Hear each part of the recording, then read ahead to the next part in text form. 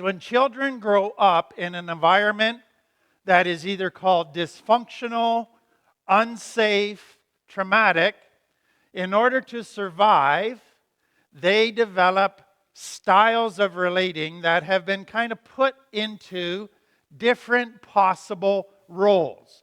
And the reasons the child develops that role, there's three reasons. The first is they want to keep themselves safe. They don't want to get hurt anymore in that family. So they find ways to try and keep safe.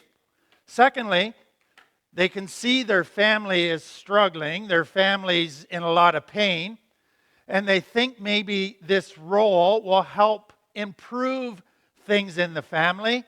And then the third thing is they still have all kinds of needs that they're becoming aware of in themselves that their family's not meeting. And so they want those needs met, and they hope this role will help them meet those needs as well. Many children will try different roles before they adopt one that they think works the best for them. What I wanted to start with tonight are the two roles that kind of make the other roles necessary. So the first one, the technical name is the dysfunctional dependent. Another way to say that is it's the authority person in the house or the person in the house that has the most power. Because they're in this place of power, they think, I'm the boss, I can get what I want. I can do what I want, I can be selfish. And so instead of using their power or authority to serve other people and help them, they abuse that power and say, this gives me the right to have everything the way I want it.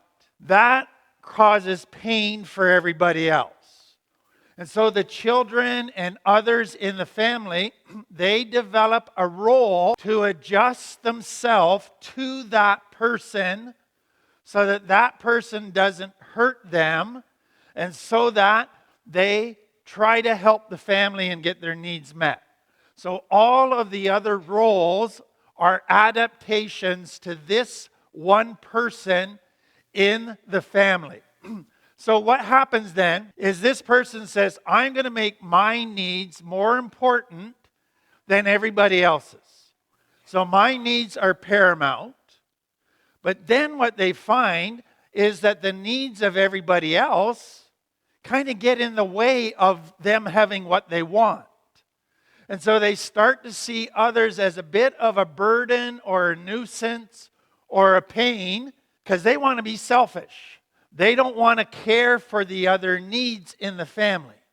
And so that can result in lashing out at times, in being nice at times, in being distant at times, in being physically there but not emotionally there, because their needs are paramount.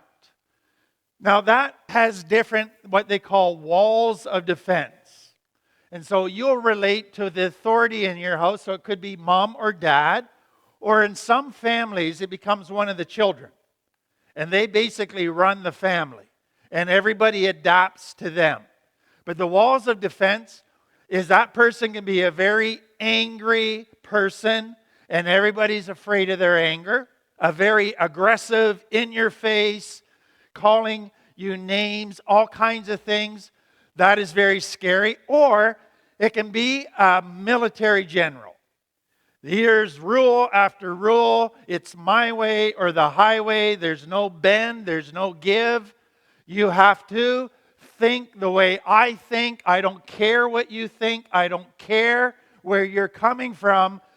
It is going to be a rigid set of rules of a dictator. And some of you grew up in that. And then you get sometimes with the other things an alter ego that comes out of this charming, fun person. And so children get mixed messages. One day, dad's having all kinds of fun and playing with them. The next day, it's rigid rules, hard discipline, over the top, harsh. Other people, this person is a severe narcissists. It's all about them, and they brag about all their accomplishments. They oversell themselves. They overdo what they accomplish. In other words, they lie about a lot of things. They make up stories about how great they are, and they're that kind of person. Or you get a very self-righteous Christian religious person where they live by a certain set of rules and everybody else is down there. And you happen to be down there if you don't live by their rules. And so that is some of the mass or ways that this person can display themselves. But what you have to understand is this. They say everybody else is selfish. They act like they're the one that is in control and has their life together. But if you were to get inside their head and you were to see past what they present on the outside, you would find a person with lots of pain, who really doesn't like themselves, who has a very low self-esteem, a person who is really controlled by fear, and a person probably who's never really felt love. And so what is happening is they're trying to get their needs met by being the boss, by being selfish. Okay, so that's number one. Number two is what we call the chief enabler. And that's usually the spouse of the other person. And here's what I want you to understand. If you had that kind of person as a dad, and let's say he was an angry, rigid type of person with zero bend, zero understanding, probably as a child you wished Mom would have stood up to him and said, you can't treat our children that way. You can't treat me that way. If you continue to do that, I am leaving. But Mom, for some reason, stays. And so what I want you to understand when you look at complex trauma, it's not just the authority that creates complex trauma, it's the enabler that's part of it. And they're just as much part of it because they could have stopped it, but they didn't. But why do they stay? Usually because they are dependent on that authority for their own needs. So they are dependent on them for shelter, for money, for support, for morsels of love here and there. So they stay in this situation. But what they quickly realize is I'm not going to get my needs met properly around here. So I have to give up my needs, and I have to give myself to serve my family, to try and take care of my kids and get their needs met, and to run around trying to keep the authority happy. And so they deny themselves their needs, and they become over-responsible and pick up responsibilities that aren't their responsibility. But they do it out of fear. And so they go, I have to keep my husband happy. So whenever he's angry, I got to run around to make him calm down so he's not angry. Whenever my kids are upset or sad, I got to do extra things to cheer everybody up. And then this angry husband, he doesn't want to do certain adult responsibilities. So he doesn't want to grow up in certain areas. So maybe he never wants to phone the doctor, so I'll phone the doctor for him. I'll do his responsibilities, and guess what you did? You enabled him to stay an irresponsible child. You enabled him to remain an angry, abusive person. You are perpetuating the very problem you hate and you're trying to stop by not standing up and changing the whole thing. So that is what we call the chief enabler. Now let me take that a little bit further for you. What has to happen in this person is they have to learn how to manipulate this authority.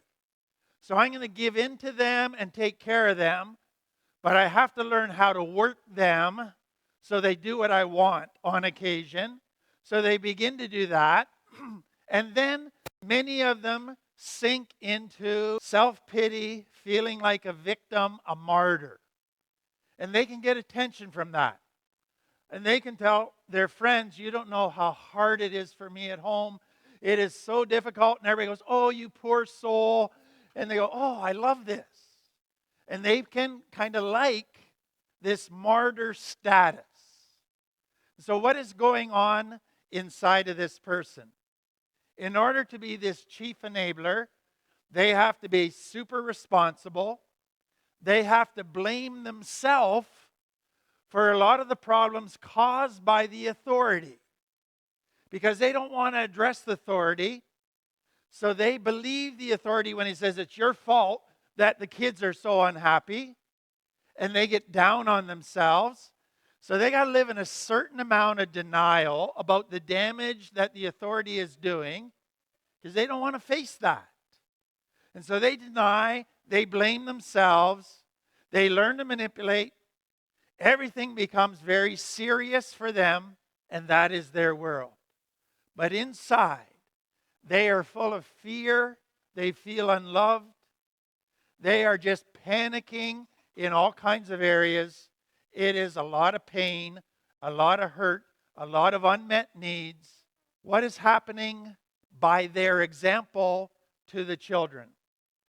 Do you realize that because they're refusing to look honestly at what's really going on in the family, they're denying the elephant in the room, that they're teaching their children to distort reality. They're teaching their children to not talk about the real problems of the family. They're teaching their children to keep secrets. And they're teaching their children to not challenge their world when it is not right. And that does just as much damage as the authority.